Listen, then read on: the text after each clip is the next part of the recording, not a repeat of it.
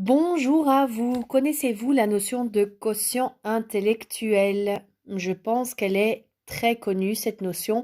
Mais par contre, connaissez-vous la notion de quotient émotionnel?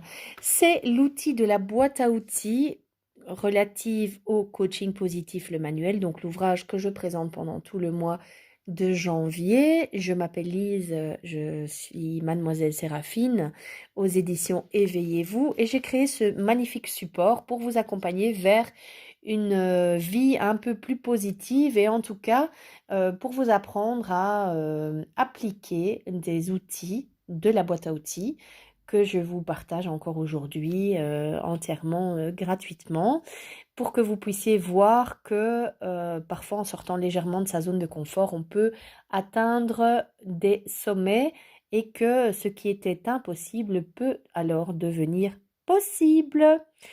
Au niveau du quotient émotionnel, j'ai envie d'en parler aujourd'hui parce que on parle des formes d'intelligence de Monsieur Gartner. Alors, j'en ai trouvé 8. En fait, il y a une polémique. Il y en a qui disent qu'il y en a 8, il y en a qui disent qu'il y en a 9. Dans des revues vraiment spécialisées, j'en ai trouvé 8 et pourtant, il y a un doute sur la neuvième et pourtant, elle existe bien. Donc, on va dire qu'il y a 8 à 9 formes d'intelligence qui sont reprises ici et que chaque personne en possède une ou plusieurs. Et la bonne nouvelle, c'est que cette même personne peut apprendre à développer les autres. Donc, par exemple, prenons la corporelle kinesthésique. C'est celle qui est la plus développée chez les sportifs de haut niveau, genre les basketteurs de NBA, les volleyeurs, enfin voilà, les joueurs de foot haut niveau, etc. C'est vraiment, on parle d'un niveau professionnel, hein. Ce sont des gens qui ont tellement cette aptitude-là dans le sang que ça serait vraiment un gâchis d'aller travailler dans une banque si on l'a, quoi. Donc de faire travailler plutôt le côté cérébral alors qu'on a cette facilité, cette intelligence corporelle qui est à notre disposition. Même chose pour l'intelligence musicale et rythmique, eh bien on va trouver tous les musiciens hyper célèbres, les chanteurs, voilà, même les maisons de disques, etc., les gens qui créent les labels possèdent également cette intelligence musicale puisque souvent ils ont ce qu'on appelle l'oreille absolue. Voilà, vous allez donc découvrir au fil des pages ces types d'intelligence avec leur description qui vous permettront bien sûr de voir laquelle vous possédez, comment développer les autres.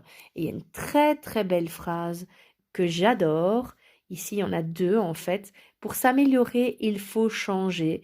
Donc pour être parfait, il faut avoir changé souvent, de Winston Churchill. Je vais vous laisser là-dessus, méditer un petit peu et puis je vous présenterai dans une autre vidéo eh bien, d'autres outils de la boîte à outils. Merci beaucoup d'avoir écouté cette vidéo. Si vous aimez, vous likez, abonnez-vous à la chaîne, mettez le petit rappel, la petite cloche chaque fois que je publierai une nouvelle information. Vous serez averti en temps et en heure. Et puis, n'hésitez pas à diffuser l'information. Le livre, en plus, est à gagner pendant tout le mois de janvier. Et c'est comme ça que je vais fonctionner tous les mois sur la page Facebook. Il y aura un livre en mode concours que vous pourrez gagner. Vous savez que moi, ma spécialité, ce sont les manuels comme ceci et les DIY. J'appelle ça comme ça parce qu'il y a à chaque fois une partie à faire soi-même et une partie que je donne et donc à appliquer, mais l'application vous revient. C'est un peu vous le héros de l'histoire.